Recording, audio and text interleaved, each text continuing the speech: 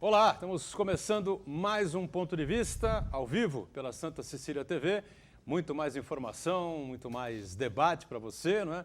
Estamos juntos de segunda a sexta-feira, 1h30 da tarde, você sabe, é um horário tradicional da discussão política e sempre dos assuntos que formam a nossa pauta aqui na Baixada Santista e, claro, os assuntos de interesse nacional também, né? Infelizmente, mais uma vez, em torno aí do vírus que nos persegue há exatamente um ano. Hoje, 26 de fevereiro, faz um ano, não é, que foi identificado o primeiro caso de Covid-19 no Brasil, né? Um homem de 61 anos de idade, que tinha feito uma viagem à Itália, né, empresário, e voltou, curiosamente, chegou numa sexta-feira, ou num sábado, se não me engano, acho que foi sábado, né? E no domingo tinha um churrasco, uma festa na casa dele e tal, né?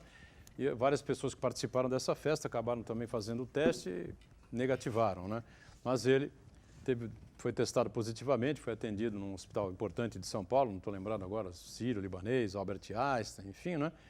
E acabou voltando para casa normalmente, não teve aí grandes problemas com o coronavírus, né? Mas hoje é a data simbólica, né? Lamentavelmente para todos nós.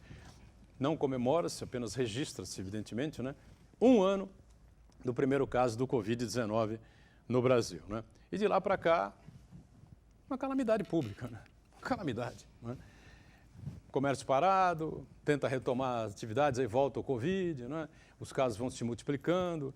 O Paraná hoje decreta um lockdown, não em 100%, né? Mas uma forte restrição, como o Rio Grande do Sul, como Santa Catarina, uma situação caótica no Amazonas, né? Situação gravíssima na Bahia, né? Os casos se complicando terrivelmente aqui pelo interior do estado. Araraquara fez um lockdown total, né? Total. O governador João Dória decretou agora, aí, a partir desta sexta-feira, né? Às 23 horas, lockdown até às 5 horas da manhã. Ninguém entende bem se isso vai adiantar o quê, né? Vai combater e evitar as festas clandestinas, claro que colaboram para a proliferação e para a multiplicação do vírus, a gente sabe muito bem disso, né? Mas muitos especialistas questionam, falam, pô, mas se é para fazer um lockdown, uma paralisação, por que não faz às 8 da noite? Ou às 7 da noite? Então, né? Das 7 da noite às 5 da manhã, sei lá, né? Enfim, lockdown para valer, ninguém faz. Aí fica essa coisa quebrada, né? E a situação da vacina, né? O habitante do Palácio do Planalto chamava isso de gripezinha, né? De resfriadinho. O Brasil não pode ser um país de maricas, né? Vacina, que vacina, coisa nenhuma, enfim. Hoje nós estamos lá no rabo da fila das vacinas do mundo, né? Da Pfizer, da Moderna, problemas envolvendo a vinda dos insumos da Coronavac, enfim, está tudo vindo picadinho, né? E a vacinação que poderia estar muito avançada, aí já, como nós já vacinamos 80, 90 milhões de pessoas em cerca de 2 meses, 2 meses e meio, 3 meses, né? Poderíamos ter feito isso porque temos expertise nisso, né? Temos a cultura da vacinação através do SUS, Sistema Único de Saúde. E fica essa tragédia toda aí que estamos vivendo, né? Agora, prejuízo enorme para quem funciona à noite, né? Bares, restaurantes, essa coisa toda que esticam até o começo da madrugada, 1h30, 2 horas, 3 horas da manhã, especialmente sexta, sábado, quinta à noite, né? Já começa. Enfim, a rapaziada mais nova vai ter que ficar em casa, o pessoal vai ficar bravo aí, porque não vai poder curtir.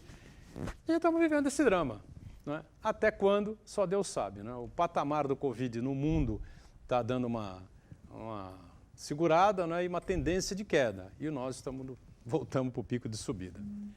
É lamentável, né? De segunda a sexta-feira, 8 da noite, você acompanha sempre a reprise do Ponto de Vista, né? Sempre aqui pela Santa Cecília TV. Doutora Thelma Rodrigues, de volta aqui ao Ponto de Vista, né? Advogada da área trabalhista, né? Hoje muitos assuntos interessantes para a gente discutir, para a gente debater. Reforma, só se fala em reforma, né? O Supremo que segurou aí a decisão contra a demissão em massa e a reforma administrativa que está proposta aí no Congresso Nacional também e outros temas importantes que vão surgir durante o programa. Prazer revê-la, Thelma. Tudo bem? Boa tarde, o prazer é todo meu. Eu agradeço poder estar participando aqui mais uma sexta-feira dessa nossa mesa aqui, falando sobre os problemas do trabalho, do direito do trabalho, trazendo sempre as categorias que estão aí na linha de frente, enfrentando muitas dificuldades. Mas antes de qualquer coisa, eu quero dizer que hoje nós estamos comemorando o aniversário do Boturão. Antecipadamente. Antecipadamente, porque é um grande amigo e sempre esteve aqui à frente do programa. Muita luta, nós conhecemos Isso não falta, viu, aqui, Thelma? Verdade. O histórico dele aqui na cidade. Então, quero aqui deixar meus parabéns para você. Obrigado, Thelma. Tá? Obrigado e uma pela pessoa lembrança. iluminada, né? Obrigado. E nosso amigo Vinagre também, sempre aqui participando com a gente. O Marquito do Espaço da Rose, também agradecer aí pela nossa aparência assim mais elegante. E é isso, Boturão. E hoje, infelizmente, nós sempre comentamos aqui, não temos notícias boas para o trabalhador, infelizmente. Tentamos, às vezes, buscar aí saídas, né, trazendo até as categorias, tentando ver o que seria viável aí para uma melhora, mas, né, como nós já vimos no decorrer da semana, não vai mudar muito. E o que você falou em relação ao Supremo, eu acho que dessa semana foi a notícia que mais preocupou, né? Não está decidido, porque apenas 2 ministros votaram, mas nós já vimos que a demissão em massa está ali sendo agora novamente preocupando, porque eu estou vendo que eles vão decidir que realmente tem que demitir e acabou. Mas nós vamos aí tecer mais comentários em relação a isso. E é isso, né, Boturão? Vamos lá, né? Vamos levando, né? Lutando aí, remando contra a maré, né? Doutor José Stalin, também advogado, trabalhista, né? Professor, enfim, né? Sempre uma cabeça privilegiada aqui à nossa disposição às sextas-feiras no Ponto de Vista. Prazer também recebê-lo, doutor Stalin. Tudo bem? Meu, Boturão. Boa tarde, telespectadores. É uma satisfação participar desse programa, trazendo notícias, debatendo os temas, esclarecendo a população daquilo que está empolgando esse momento histórico que nós estamos atravessando, principalmente da pandemia, que com certeza com a vacinação logo chegará ao fim e nós retornaremos ao nosso sistema de vida habitual, né? Então é isso, vamos lá, vamos conversar sobre isso daí. Vamos em frente, né? Deus queira que Stalin tenha razão, né? É um otimista por natureza, né? Sem dúvida nenhuma. Agora que está difícil essa vacinação, tá, né? Não vacinamos nem 3% da população brasileira ainda, é uma coisa inacreditável, né? Luciana Carneiro, que é diretora do Sintrajude, Sindicato dos Servidores do Judiciário Federal do Estado de São Paulo, que participa com a gente, né, para falar aí sobre a luta, né, as dificuldades que envolvem aí o pessoal, né, toda a categoria, essa reforma administrativa que está proposta aí pelo governo e outros temas também. Prazer recebê-la, Luciana, tudo bem? Prazer estar aqui, Boturama. Muito obrigada pelo convite, pela oportunidade que as categorias do funcionalismo público têm para expor para a população o que realmente significa essas propostas de reforma que o governo coloca mais uma vez em pauta, propostas que tramitam paralelamente no Senado e na Câmara dos Deputados. O real significado disso é retirada de direitos, né, e, consequentemente, o sucateamento e a extinção dos serviços públicos. Então, hoje faremos uma conversa sobre isso, vamos dialogar com a população para explicar para elas o que significa essa reforma e para dizer que o governo mente, né? Então, a gente pode desmistificar e desmitificar muita coisa aqui no nosso bate-papo. Realmente, Stalin é muito otimista, né? É sempre muito bom ouvir esses discursos, esses desejos animados. Eu também desejo que tenha vacina para todas e para todos, e no espaço muito curto de tempo, porque o número de mortos, já mais de 250 mil mortos, como o Boturama falou, o habitante do Palácio do Planalto, continua fazendo críticas à vacinação, continua fazendo críticas ao uso da máscara e continua diuturnamente desobedecendo qualquer norma sanitária das organizações mundiais e das instituições nacionais com relação à pandemia. Então, faremos um grande debate aqui. Com certeza. Obrigado pela presença, né? E lembrando que de segunda a sexta, às 8 da noite, tem a nossa reprise. Você sabe, o programa ao vivo acaba às 14h30, até começar a reprise às 8 da noite. Coisas inacreditáveis podem acontecer na conturbada República Brasileira, né? Antes da gente entrar nessas discussões todas, Thelma e Stalin, o sindicato aqui do comércio de veículos, né, usados, enfim, né, conquistou aí uma grande vitória essa semana em relação ao aumento do ICMS, que desde 15 de janeiro passou de olha só, hein, que fez o governador do estado, de 1,8% para 5,53%. Debatemos isso aqui, né? Falamos sobre isso aqui recentemente. O desembargador Luiz Manuel Fonseca Pires, do Tribunal de Justiça de São Paulo, decidiu favoravelmente mandato de segurança interposto pelo sindicato da categoria, derrubando esse aumento, na minha opinião, abusivo, né? Inacreditável, né? Esse absurdo, né? Cometido, essa canetada fora de propósito cometida aí pelo governador do estado. Eu até dei uma lida, fazendo aqui uma brincadeira. Decreto não é lei, né, gente? Ele fundamentou exatamente aí no voto dele, exatamente que é um decreto do governador Dória, e que aí tem que respeitar a lei, né, professor? Tem que ver o que é constitucional, o que é infraconstitucional, que está uma bagunça. E aí originou, mas ele teve aí uma visão acertada, né? E sempre brincando que decreto não é lei. A gente lembra do nosso desembargador, né, na praia, até falando sobre essa questão de decreto, de lei. Então, mas nesse caso, muito acertado, né, que ele fez um decreto para fazer esses reajustes, e aí o desembargador está julgando, dizendo que não tem um fundamento legal para que seja feito cabe recurso, lógico, claro, né? Né? Mas que não tem fundamento para ter esse reajuste. Bem, o decreto pode não ser uma lei, o próprio nome diz, mas ele faz parte do sistema legal. A função do decreto é simplesmente regulamentar a lei ou, em termos do Poder Executivo, expressar uma vontade administrativa do chefe de governo em relação a alguma matéria.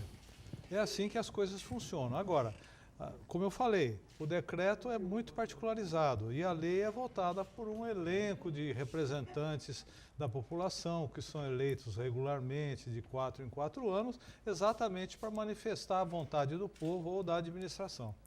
Pois é, lamentavelmente, e não é isso que acontece, né? Porque pela vontade do povo nós teríamos aí o combustível na casa de R$2, né? A gasolina, 1,20, 1,30, 1,40 o álcool, né?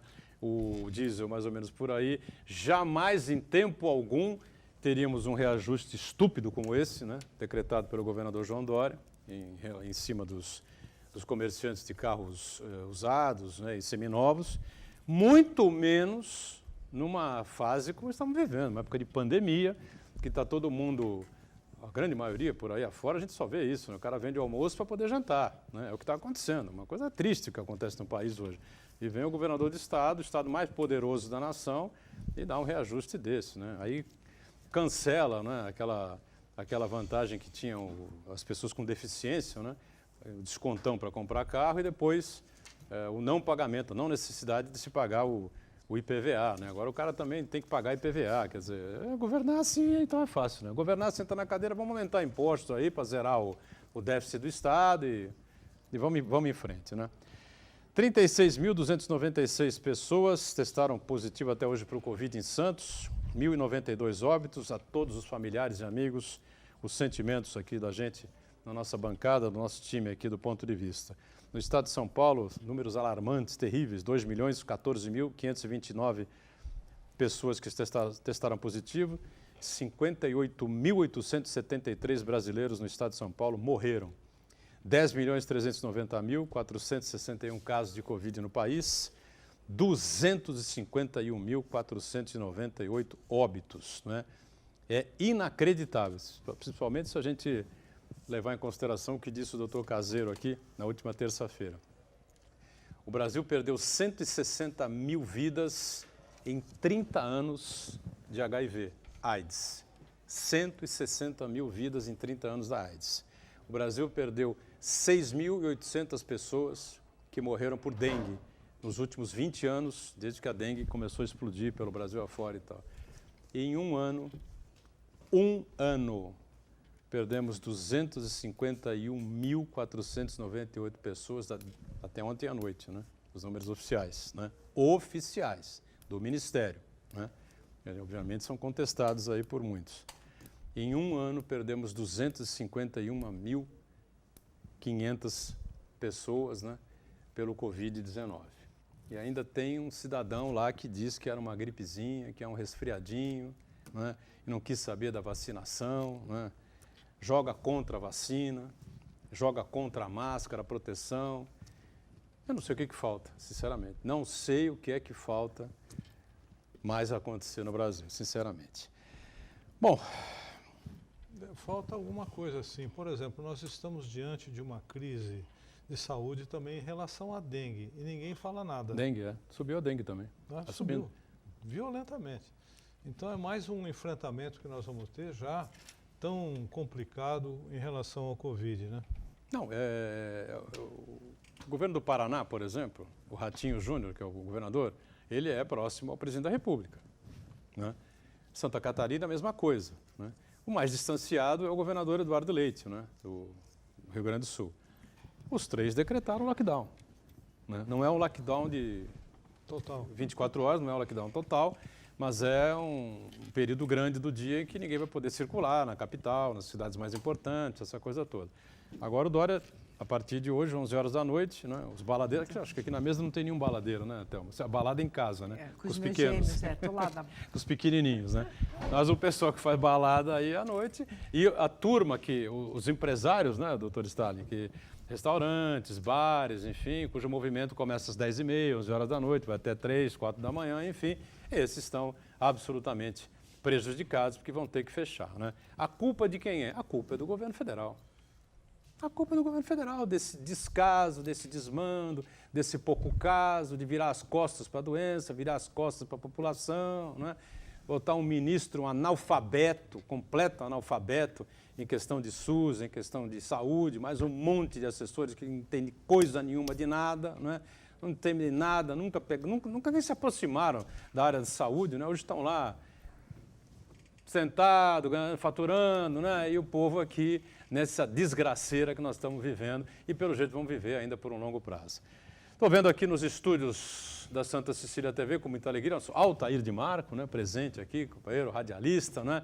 Faz tempo que a gente não viu o Altair por aqui, né, então? Convocado para a celebração do aniversário do nosso apresentador. Chegou atrasado, né? Já cantou não, cantou a parabéns, tarde inteira. A tarde inteira. Vai virar o fim de semana. Chama a Gláucia. Dona Gláucia está no consultório nesse momento aí, quebrando o galho da família, lá, faturando para a família. Bom, Luciana, nós temos muita coisa para falar, mas eu queria rapidamente, antes da gente chamar o break, né, a questão do Covid, como é que o sindicato vem enfrentando, aí os trabalhadores do Judiciário Federal vêm se virando com essa situação, está todo mundo em home office, não está? Como é que está a situação? Bom, no Judiciário Federal há uma grande parte em teletrabalho, em home office. No entanto, há determinados grupos de trabalhadores e trabalhadoras que estão no trabalho presencial, especificamente o grupo dos oficiais de justiça que tem que ir às ruas, que tem que fazer intimação, que tem que fazer citação, e muitos oficiais que fazem parte do grupo de risco estão indo à rua e estão se infectando. Nós temos casos de mortes entre oficiais e temos casos de mortes entre trabalhadoras e trabalhadores que tiveram que comparecer presencialmente aos locais de trabalho. Inclusive, em Americana, teve uma servidora que estava trabalhando, ela foi internada e 2 dias, 3 dias depois, ela faleceu. Então, como você falou, Boturão, do lockdown, nós temos tido um dos motivos que tem agravado a crise sanitária aqui no estado de São Paulo foi o retorno às aulas presenciais. Então, o governador decreta um lockdown das 23 às 5 horas da manhã, mas as escolas estão abertas, as trabalhadoras e os trabalhadores estão pegando transporte público lotado para ir para os locais de trabalho. Então, as medidas sanitárias, as medidas que deveriam ter sido adotadas desde o início dessa pandemia para preservar a saúde e as vidas, não foram adotadas com responsabilidade.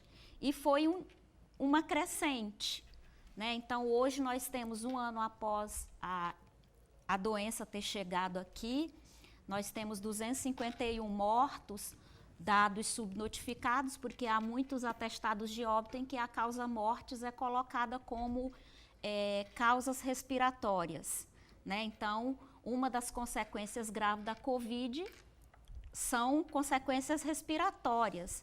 Então, muitos desses óbitos poderiam ser relacionados como a causa mortes à Covid. Então, há uma subnotificação muito grande.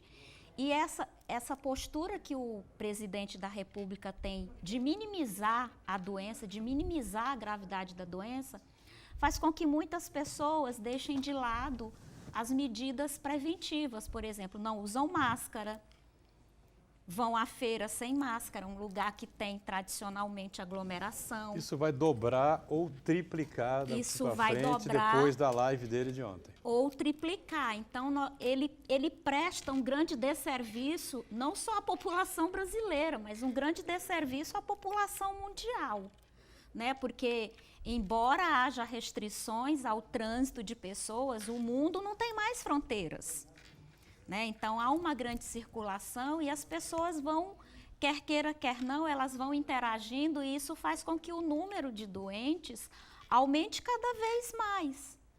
Então, a responsabilidade é uma coisa que não é prioridade nesse governo, né? Responsabilidade não só com a pandemia, mas responsabilidade com as pessoas e o SUS.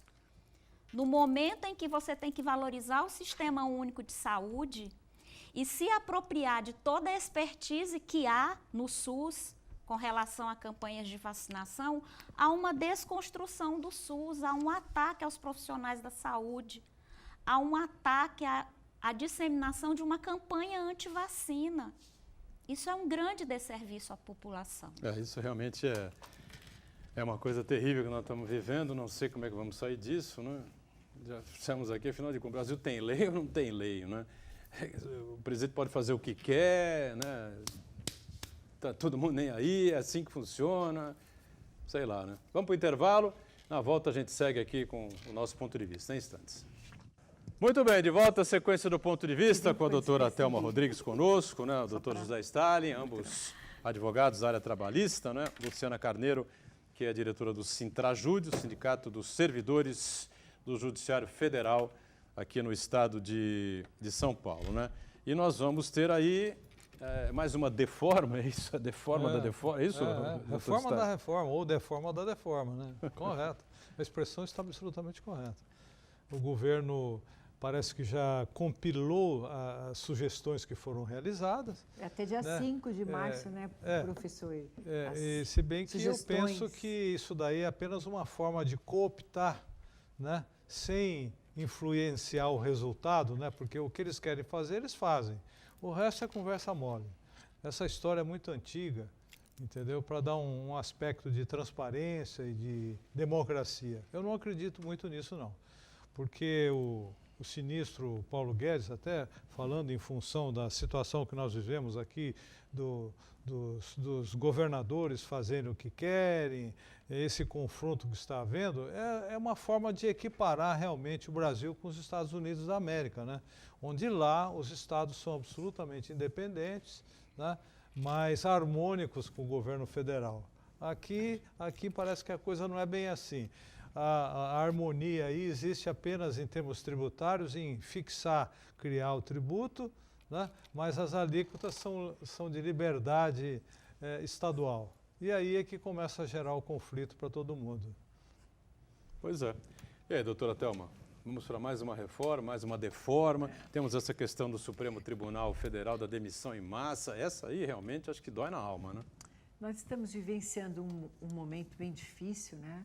desde 2017 com a deforma, porque realmente não tem como dizer que foi uma reforma, mudaram mais de 100 artigos da CLT em prejuízo dos trabalhadores, retirando direitos, não tem o que falar, né? E na época até tinham pessoas dizendo que não era bem isso, e queria ter uma criação, uma geração de empregos com essa reforma chegando. Bom, Michel enfim, Temer vendeu esse peixe aí para a nação. Estamos aí agora no nível máximo aí de desemprego, ao trabalho precarizado, são mais de 14 milhões de desempregados, e eles estão vindo acenando aí com mais uma reforma, que também quer mudar mais de 100 artigos, não sei onde que nós vamos parar, né?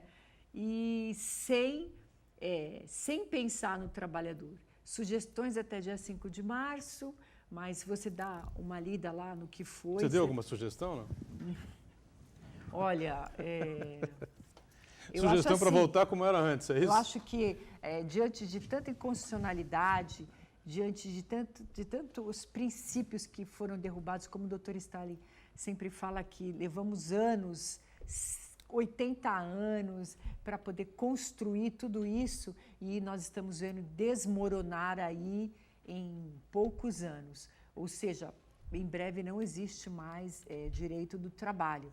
E, inclusive, lembrando que nós estamos aí vivendo momentos de trabalho escravo sendo revelado aí por todo o Brasil, em todas as esferas que nós estamos ouvindo em noticiários.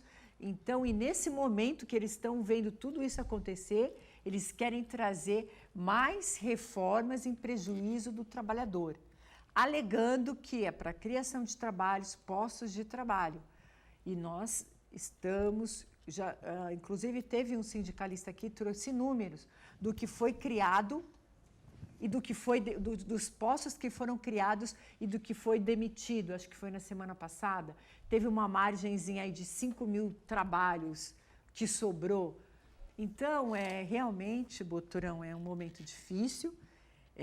Não estamos vendo solução para construir nada que seja favorável ao trabalhador e com ideias totalmente contrárias e não que vá favorecer o trabalhador, mas sempre mascaradas, que é o nosso hoje é a nossa sociedade, né? Nós vivemos uma máscara de que vai olhar o povo. Aí eles estão preocupados com a PEC lá da impunidade, a imunidade que virou impunidade. A máscara lá do STF que está, olha, assim, tudo suspenso, abarrotado lá em cima. Não sei como eles vão se virar para julgar tudo isso aí. Então, são máscaras que eles vão mascarando tudo, colocando, e tudo vai sendo legalmente aceito por nós, por todos. Né? Porque você não vê... Uma reação da sociedade, né? Você não vê a reação da sociedade, que está sendo enganada, Os sindicatos estão alertando, não é de hoje que os sindicatos estão convocando, só que o governo usou uma máscara para poder tirar o crédito total dos sindicatos sérios que estão vendo os direitos do trabalhador e por água abaixo. E essas normas aí, essa outra reforma que eles estão querendo viabilizar, é nada mais do que retirada de direitos do trabalhador. E vamos ver o que vai sobrar, né, Luciana? O que vai sobrar para o trabalhador aí no final de tudo isso?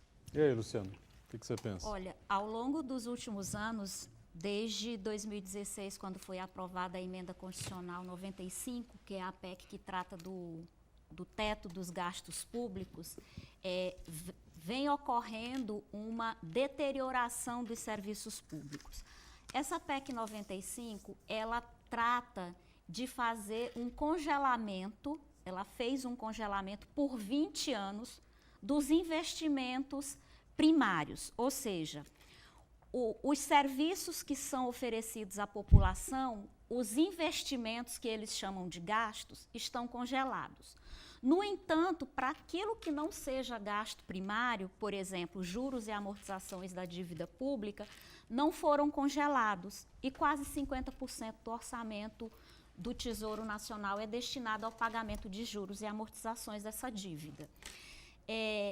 Desde muito tempo, vem sendo solicitado que haja uma auditoria nessa dívida pública. E nenhum governo, até hoje, fez essa auditoria nessa chamada dívida pública. Então, o investimento nos serviços públicos, o investimento na sociedade, a garantia dos direitos sociais à população, foi enterrada com essa emenda constitucional 95, e de lá para cá ainda houve um aprofundamento, porque nós tivemos a reforma trabalhista, como a Thelma bem pontuou, uma reforma que foi propalada como que seria a resolução de todos os problemas. Foi goela abaixo, na verdade, né? Esse Nos é o grande problema, enfiaram né? essa reforma goela abaixo. Depois veio uma reforma da Previdência, que assim foi votada pela imensa maioria do Congresso Nacional, e após a votação dessa emenda, teve festa. As parlamentares e os parlamentares fizeram uma grande festa no plenário da Câmara dos Deputados, dizendo que era uma vitória do Brasil a reforma da Previdência. A reforma da Previdência trouxe ainda mais pobreza e miséria a esse país. Então, eu já falei 2 alicerces, duas consequências dessa reforma, dessa emenda constitucional 95. Você concorda, Thelma também, e o Stalin? Eu entendo, não sei se vocês concordam, que é preciso realmente estabelecer um teto de gastos, né? Todo mundo estabelece um teto de gastos na sua casa, né? Você ganha 10, você não pode estabelecer um gasto de 12, você vai explodir financeiramente e vai acabar na miséria, né? Agora, o problema é o seguinte, precisava ser algo flexível, né? Porque você tem que ter um teto de gastos, tudo funcionando muito bem, quando a economia é forte, né? Agora, quando a economia entra num parafuso ou em colapso, como nós estamos aí desde 2014, né, 13, 14, época 15, com o governo Dilma, enfim, né? E aí vai tudo para o buraco, né, Thelma? Mas você não tem números suficientes, né, meu caro doutor Stalin? Números suficientes, a economia não gira suficientemente para que você mantenha o teto lá em cima. É preciso flexibilizar alguma coisa. Agora, eu acho que o teto de gasto propriamente dito, ele é correto, né? É correto, você tem que estabelecer Mas no qual você fez isso aqui no governo do Estado? Pô, vai daqui, aqui, não, mas tem que fazer, não tem que fazer nada. É o gasto que o governo do Estado tem que ter aqui. E se não fosse isso, não tinha mais Estado de São Paulo hoje aqui, Palácio dos Bandeirantes, não tinha mais nada para contar a história da herança que ficou de Quércia e o Fleury, né? Agora, a economia enfraquece. No momento que a economia enfraquece, tinha que ter um gatilho, um dispositivo, né? Para que a saúde, educação, segurança, essas questões que são fundamentais para todos nós, né, que pagamos impostos, né, educação fundamentalmente, né, pudesse manter ali o seu bom nível, como diz a Luciana, os serviços públicos foram deteriorados, né? A matéria é bem complexa. Muito complexa. Eu vou até fazer uma referência.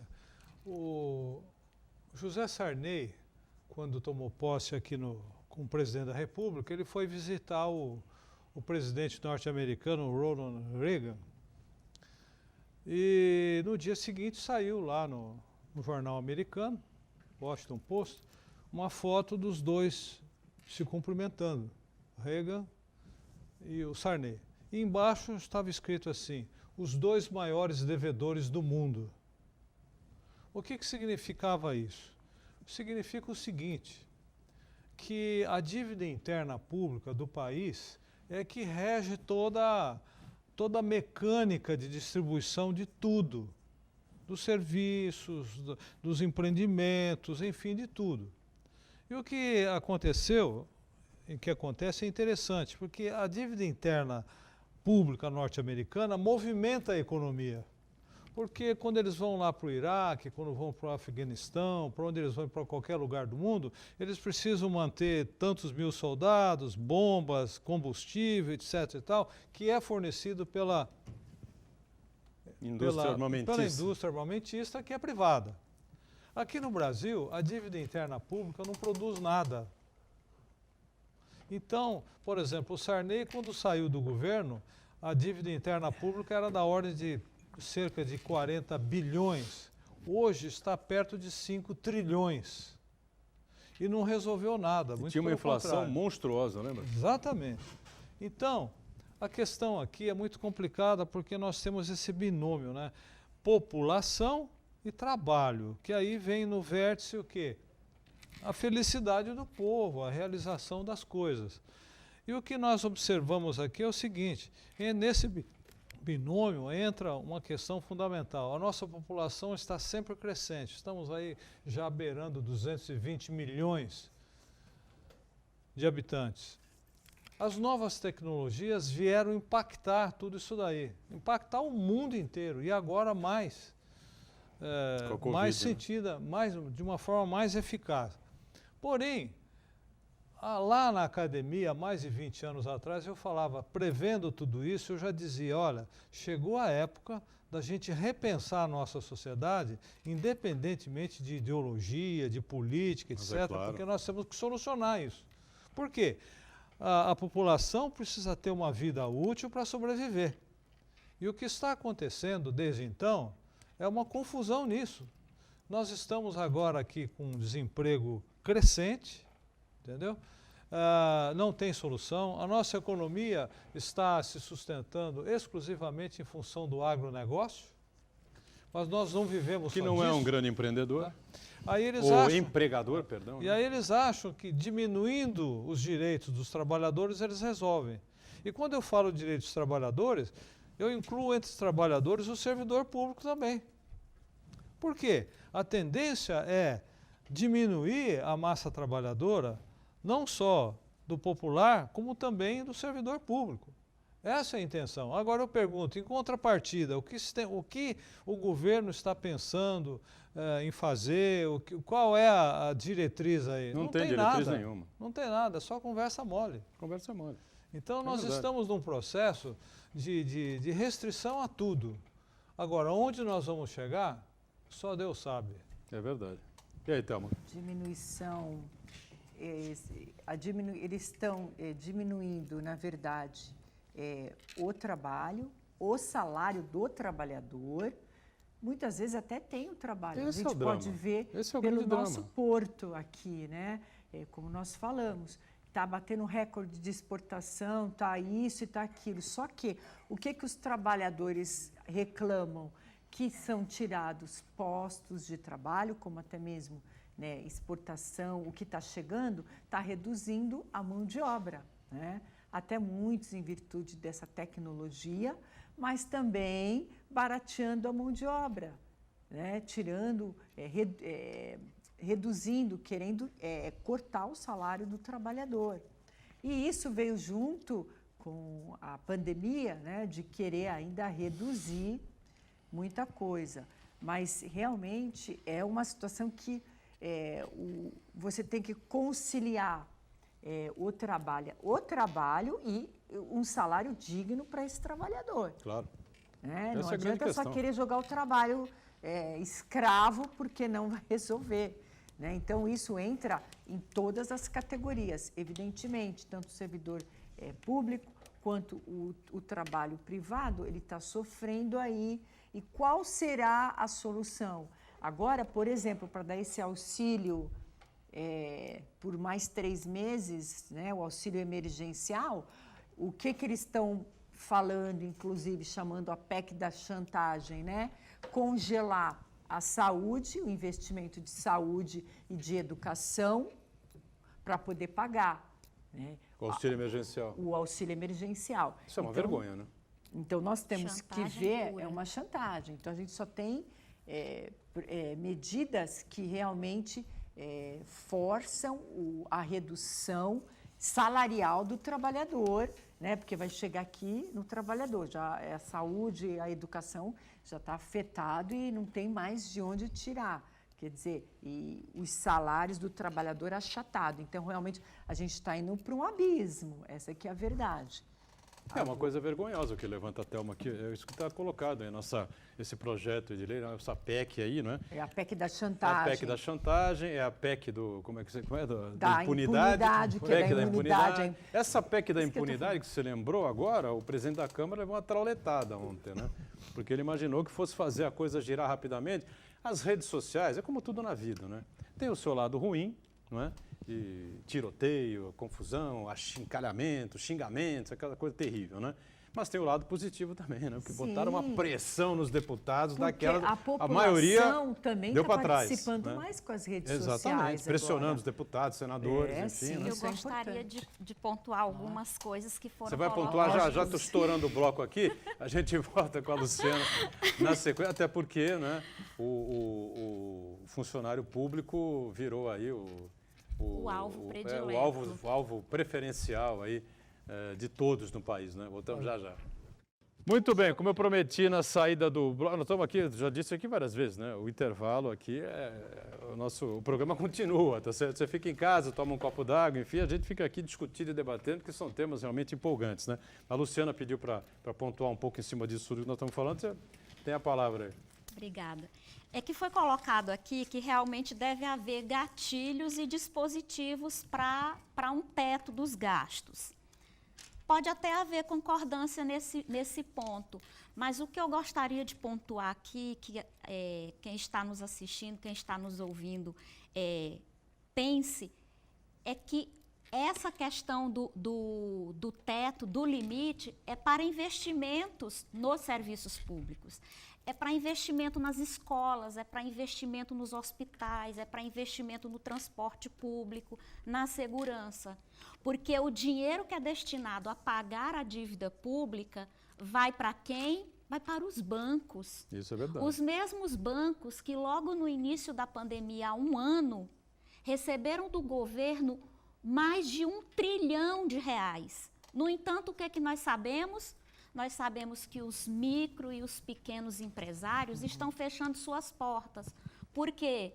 Porque esse dinheiro que foi dado aos bancos para que esses bancos colocassem esse mesmo dinheiro nosso para gerar a economia nesse período de pandemia, esse dinheiro é negado aos pequenos empresários, ao dono da padaria da esquina, ao dono do mercadinho da esquina. Comerciantes, né, em geral.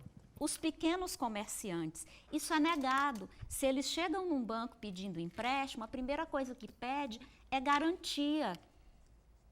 Eles não têm o que dar em garantia. Vejam só, faz sentido para alguém, para mim, acredito que para quem está aqui nessa bancada não faça sentido, mas eu vou perguntar para quem está nos assistindo.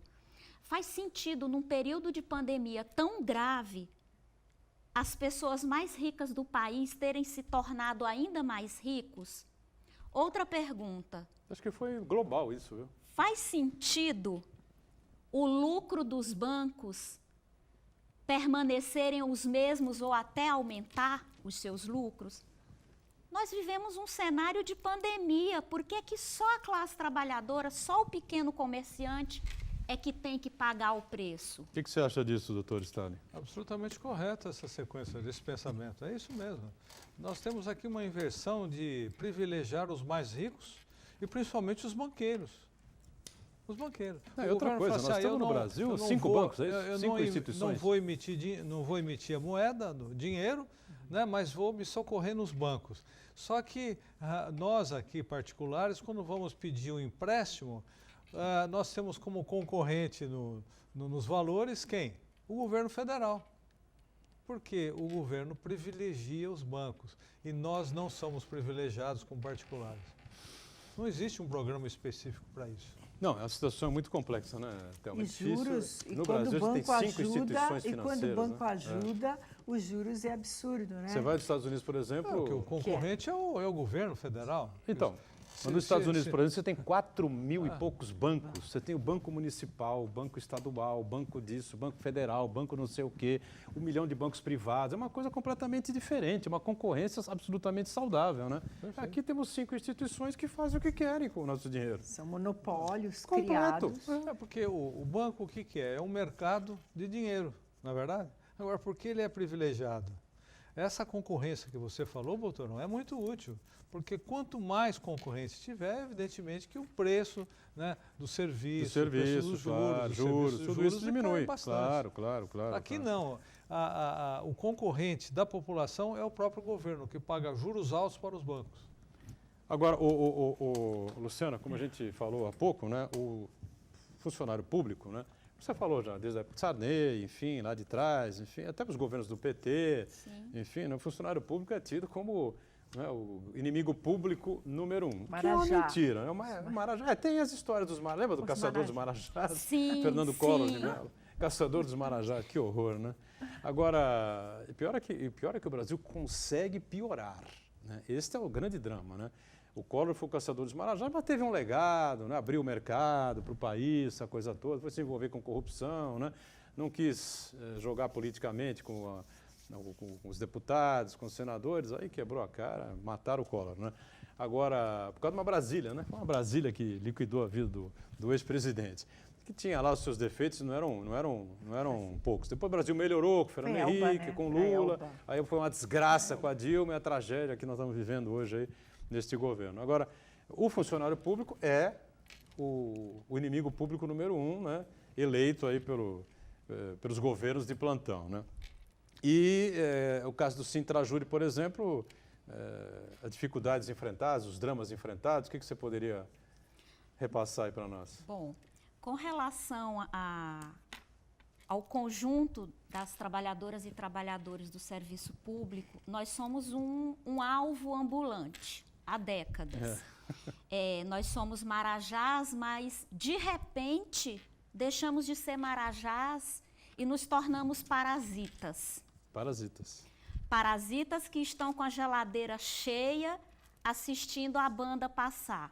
Não é verdade. Nós estamos todas e todos trabalhando.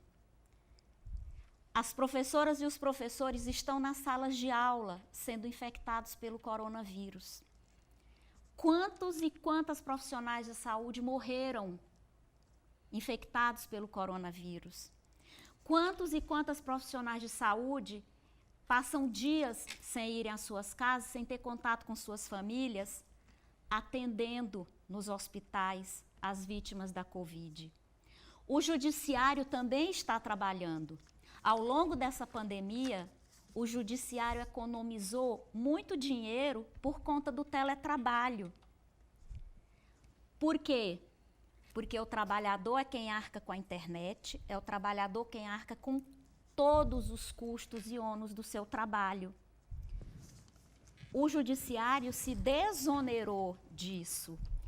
Os servidores estão trabalhando e muito, fazendo sentenças, fazendo decisões, fazendo sessão de julgamento, com defesas orais, sustentações orais. Estão todos trabalhando. Só que é um trabalho, muitas de nós temos um trabalho invisível. E mesmo o que é mais visível, como o dos profissionais da saúde, não nos esqueçamos que o ano passado entrou em discussão a privatização do SUS. O SUS, aquele postinho que atende a senhora, que atende o senhor, seu filho. Os hospitais municipais, estaduais. Aliás, o foi Mandetta foi nomeado representante dos planos de saúde, o Mandetta, enquanto bancado deputado. sempre como deputado estadual, deputado federal, pelos planos de saúde, e ele assumiu o ministério com um único objetivo, que era realmente matar o SUS. Né? Matar o SUS. Quando e ele no viu, final bateu de das frente com uma contas, pandemia. se tornou o garoto propaganda do SUS. Bateu de frente com a pandemia e viu que o SUS era a única saída. Né? Assim, é uma campanha de desmoralização e de desconstrução. E, lamentavelmente, a população, principalmente a população mais carente, que não tem dinheiro para pagar um plano de saúde, que não tem dinheiro para pagar uma escola particular, que está sendo usada, manipulada para defender essas reformas, para defender a reforma da Previdência, por exemplo. E a reforma administrativa, ela pega os seus colegas, a sua categoria? A reforma administrativa, ela alcança todas as esferas, federal, estadual e municipal, e todos os três poderes. Né? Então, ninguém vai ficar de fora. Eles vêm com a falsa ideia para enganar a população que há muitos servidores públicos. Não há. Nós somos uma parcela pequena. Só que quando eles pegam determinados dados, eles dizem que nós somos 12% da população ocupada. Diante do tamanho do volume de desempregados, de desalentados e de subempregados, eles jogam com esses dados para fazer parecer que nós somos um número grandioso. Ao longo de 96 para cá, o que aconteceu? Nós já somos quase 220 milhões de brasileiros. A população cresceu absurdamente. No entanto, o número de pessoas trabalhando no setor público diminuiu. O pessoal foi se aposentando, essa coisa toda. Quando há concurso, houve um tempo em que houve bastante concurso público, mas já tem uns anos que isso tudo foi freado. Então, é um número muito alto de aposentadorias e não se faz concurso. Por quê? Porque está havendo um privilégio da terceirização. Sim. Inclusive, essa reforma administrativa vai beneficiar um grande filão do mercado, que é os empresários, as empresas terceirizadoras. Porque, ao invés de contratar um servidor público que é empregado do Estado, vai contratar pessoas que não passam pelo processo seletivo e serão empregados de pessoas. Serão representantes de pessoas. E como é que diz a lei aí, os nossos nobres representantes aqui da advocacia trabalhista, né? Como é que funciona a relação trabalhista aí nessas terceirizadas, hein, Thelma? Não, já depois da lei que veio em 2017, né, da terceirização, que são meios, fins, se aplica também ao judiciário, desde 2017. Agora, assim, na prática, não tem acontecido contratações. Eu não tenho visto, pelo menos nesse âmbito federal, contratações ainda de terceiros para fazer o que vocês fazem. Atividade fim. Das suas atividades. Tem muita coisa na saúde, enfim, né?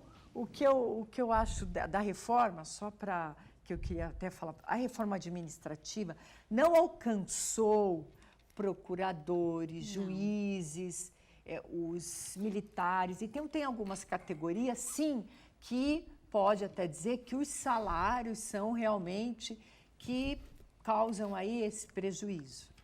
Isso, 2 salários. E também, Luciana, a questão que o governo joga muito aí para a sociedade é a demora, a morosidade nos processos. É porque são muitos processos. Porque a Justiça do Trabalho no Brasil, ela não sei quantos milhões de processos.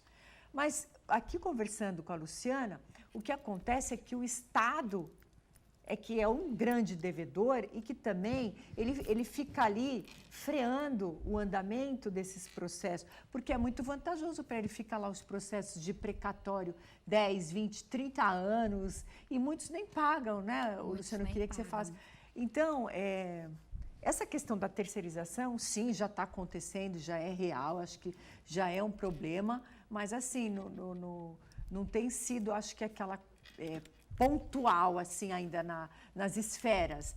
Mas eu acho que o que tem para a sociedade, o que está realmente jogando contra o servidor hoje é a morosidade, porque o trabalhador não entende, né? Ele quer jogar pedra no advogado, mas a gente falou, olha, a justiça está lá com o teu processo, por que o processo é tão demorado? E a questão da reforma administrativa, que as categorias que realmente têm salários que você vê que não tem, não que não seja merecido, hein? Porque todo mundo que é concursado estuda muito, estuda para passar, muito, e é merecido. Só que na iniciativa privada ele pode ganhar isso. Agora, na pública, está difícil pagar salário hoje de 100 mil, 150 mil, né? Acumulando tudo lá, como eles falam, né, Luciana? Os valores. Sim. É isso. Bom, é muito bom ouvir esse tipo de comentário, porque eu vou ter a oportunidade aqui de fazer alguns esclarecimentos. Bom, eu precisa acelerar um pouquinho aí, porque já a gente está no final. Tá. Existe uma diferença entre servidor público e agente político. Então, quem tem esses salários de 100 mil, de 150 mil, 200 mil reais, não são servidores públicos, são os agentes políticos. Os juízes, os defensores, os procuradores. Então, um servidor público, eu não ganho 100 mil nem por ano, né? Nem no ano eu ganho 100 mil. Né? Gostaria de ganhar e acho que pelo tanto que eu trabalho e que o conjunto das trabalhadoras e trabalhadores trabalham, eu acho que mereciam ganhar e acho que toda a população deveria ter um salário decente, que hoje, por dados do IBGE, do DIEESE, o salário mínimo deveria ser na ordem de R$4.000 para garantir os direitos constitucionais básicos. Então, tem essa diferença. Com relação à morosidade do judiciário, é verdade, há um grande número de processos, muitas ações previdenciárias, que o INSS caça aposentadoria de velhinho, de velhinha, retira auxílio maternidade das mulheres indígenas, das mulheres trabalhadoras das cidades e do campo, e isso abarrota o judiciário.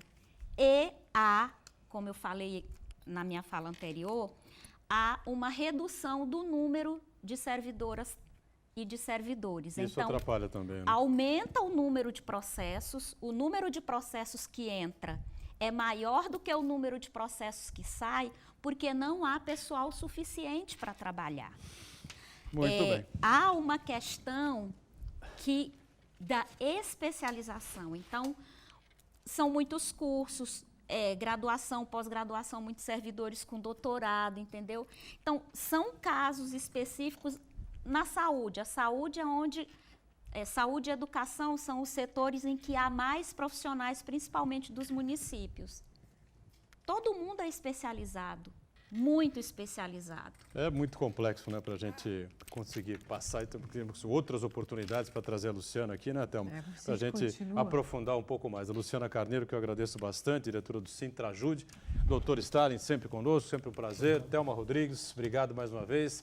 Até a semana, obrigado duplamente, triplamente, né, pelas homenagens aqui. Obrigado, obrigado.